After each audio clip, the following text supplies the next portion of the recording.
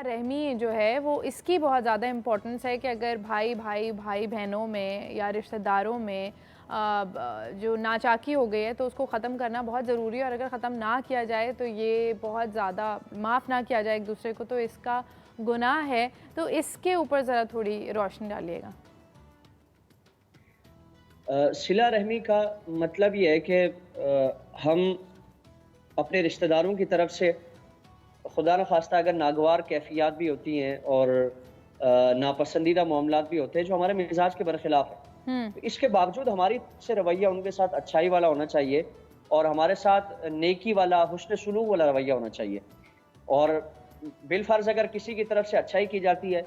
ہم بھی اس کی طرف سے جو اس کا رویہ ہے اس کے مطابق اچھا سلوک کرتے ہیں. تو یہ بدلہ ہو گیا. یہ ہمارا کوئی اس میں کمال نہیں ہے، کیونکہ اس نے ہمارے ساتھ نیکی کی تھی، ہم نے اس کے ساتھ نیکی کر لی، تو اس میں ہمارا کوئی کمال نہیں ہے. آپ صلی اللہ علیہ وسلم کی بارگاہ میں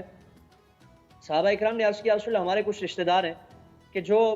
ہم جتنا ان کے ساتھ اچھائیاں کرنا چاہیں، جتنا ان کے ساتھ ان کی خیرخواہی کرتے ہیں، حسن سلوک کا مظاہرہ کرتے ہیں، یا رسول اللہ وہ ہمارے ساتھ بد تہذیبی کا اور اس طرح کی ناگوار جو کیفیات ہوتی ہیں ان کی طرف سے ہمیں ان کیفیات کا سامنا کرنا پڑتا ہے. تو یا رسول اللہ کیا یہ قطع رحمی ہوگی؟ یعنی ہم ان کی طرف سے جو اس طرح کی کیفیات ہے تو ویسا ہی ان کا جواب دیں؟ تو یہ بھی کیا قطع رحمی میں شامل ہوگا؟ کیونکہ ہم تو ان کا جواب دے رہے ہیں، یعنی ان کی طرف سے ہمارے ساتھ ناروا سلوک کیا جا رہا ہے اور ان کی طرف سے رشتوں کو کاٹا جا رہا ہے، تو ہم بھی ان کی طرف سے رشتے جو منقطع کیے جا رہے ہیں ویسے ہی ہم کیفیات اپنا لیں. حضور نے فرمایا کہ نہیں، تمہارے لیے جائز نہیں ہے کہ تم اسی کیفیت میں ان کا جواب دو. فرمایا کہ تم اگر کوئی رشتہ کاٹتا ہے تم اس کو جوڑنے کی کوشش کرو. کوئی اگر تمہارے ساتھ ناگوار رویہ اپناتا ہے تم اس کو درست کرنے کی کوشش کرو. اور اسی سے متعلق فرمایا کہ جو ایسا رویہ اپنائے گا، یعنی جو باوجود اس کے کہ کسی کی طرف سے اس کے ساتھ ناروا سلوک کیا جا رہا ہے، اس کی یعنی اس طرح کی زیادتی والا معاملہ کیا جا رہا ہے، حق تلفی والا معاملہ کیا جا رہا ہے، لیکن وہ خالصتاً اللہ کی رضا کے لیے وہ درگزر کر دیتا ہے، اس کو معاف کر دیتا ہے. تو فرمایا کہ اللہ رب العالمین قیامت کے دن اس عمل کی وجہ سے اس کی بخشش و مغفرت فرما دیں. تو یقیناً عمل اگر تھوڑا مشکل ہے کہ اپنی انا کو مارنا ہے اور اپنے نفس کو زیر کرنا ہے، ان ساری کیفیات کو زیر کر کے پھر اللہ رب العالمین کی رضا کے لیے معاف کریں گے تو یقیناً اس کی بارگاہ سے صلہ بھی اتنا ہی دیا جائے گا. جی ٹھیک. یہ بھی بتائیے مفتی صاحب کہ اگر ہم نے کسی سے معافی مانگنی ہے جو کہ اس دنیا سے گزر چکا ہو تو اس کا کیا طریقہ ہے؟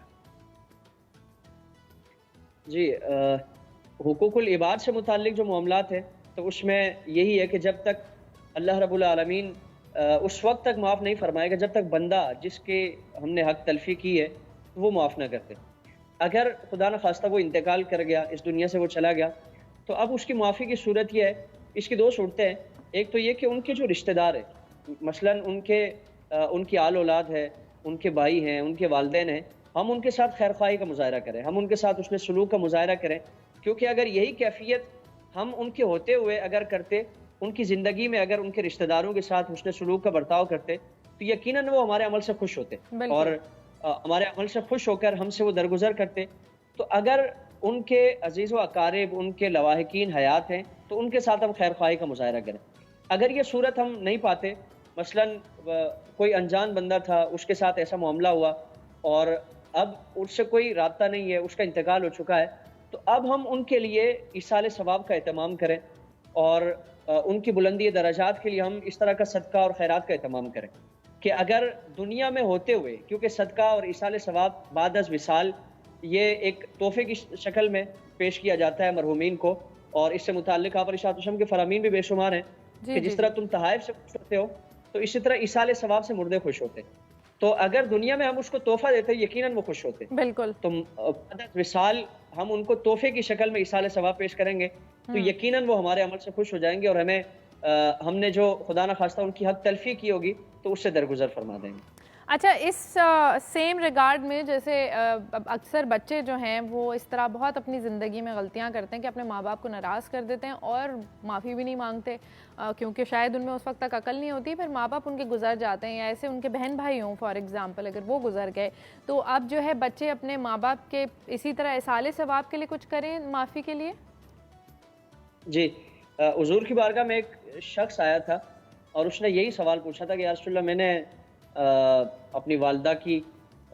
کچھ نافرمانی کی اور میں اب شرمندہ ہوں، پشیماں ہوں، یا رسول اللہ میں کیا کروں؟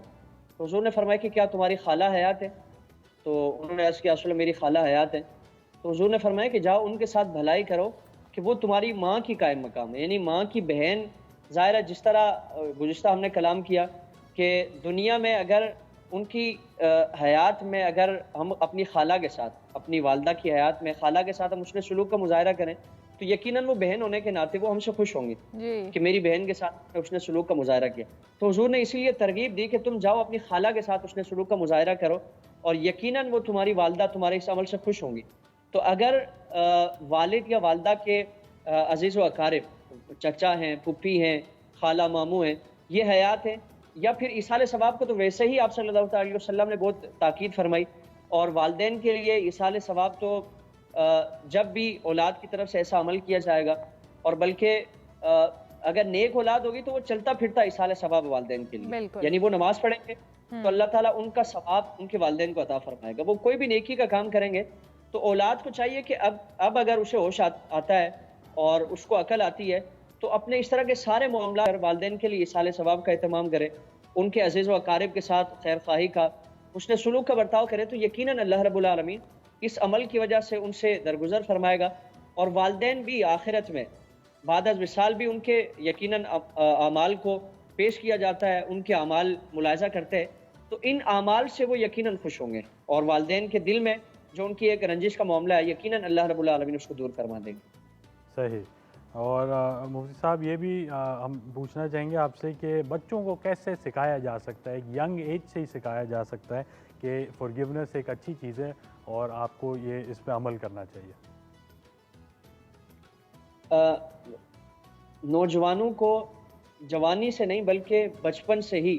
ماں کی گود سے ہی اگر ان کی تربیت کی جائے گی اور گھر کا ماحول ان کو ایسا دیا جائے گا، یعنی گھر میں شیر پہ سوا شیر بننے کی اگر سب کوشش کریں گے، جس طرح ہمارے معاشرے میں یہ بدقسمتی سے ایک رویہ اکثر گھرانوں میں، اکثر خاندانوں میں یہ پروان چڑھتا جا رہا ہے کہ عدم برداشت ہے اور تحمل، بردباری، رواداری، یہ اس طرح کی جو خصوصیات اور اچھی صفات ہے یہ بالکل ہمارے معاشرے سے مفقود ہوتی نظر آ رہی ہیں۔ تو ان چیزوں کو اگر اپنے گھر میں پروان چڑھایا جائے گا، اور اگر کسی کی طرف سے غلطی ہوتی ہے، قرآن کریم نے دو چیزیں غلطی کی اصلاح اور اس کے سدھارنے کا طریقہ، بہترین طریقہ ارشاد فرمایا کہ ادعو الی سبیل ربک بالحکمۃ والموعظۃ الحسنہ، کہ تم کسی کی بھی اصلاح کرو، چاہے گھر میں آپس میں ناچاکی، میاں بیوی میں ناچاکی ہو، بچوں کے ساتھ اس طرح کا معاملہ ہو، یا کوئی بھی گھر میں کوئی بھی اس طرح کا معاملہ ہو، یا کہیں بھی اس طرح کا اگر اصلاح کا ہمیں کوئی اس طرح کی کیفیات آتی ہیں تو دو طریقے ہمارے پیش نظر ہونے چاہیے۔ اگر گھر میں ہم ان کا ماحول بنا لیں گے تو یقیناً اللہ رب العالمین اس کی برکت عطا فرمائے گا۔ پہلی چیز فرمائی کہ حکمت، بردباری اور تدبیر کے ساتھ، یعنی کب اس کی اصلاح کرنی ہے،